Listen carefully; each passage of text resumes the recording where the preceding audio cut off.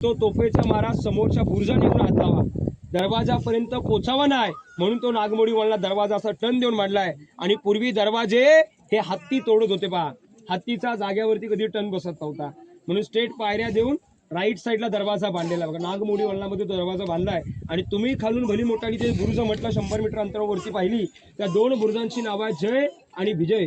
शिवाजी राजे कुठून जिंकून आले तर जय वर जय साजरा केला जात असे आणि विजय वरती विजय. तुमच्या सगळ्यांच्या मनात एक शंका उपलब्ध असेल की जय आणि विजयाच्या मध्ये फरक आहे.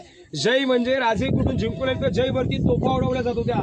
ज्यावेळेस आपला शिवाजी राजांचा राज्याभिषेक झाला, महाराज शिवछत्रपती रायगडावर झाले, त्यावेळेस 21 तोफांची बलाढ्य तोफा 21 बलाढ्य तोफा महाद्वारामध्ये तिथून उडवल्या. आणि मग महाराष्ट्रातील 365 किल्ल्यावर तोफा उडवल्या. राजधानीचा किल्ला रायगड होता.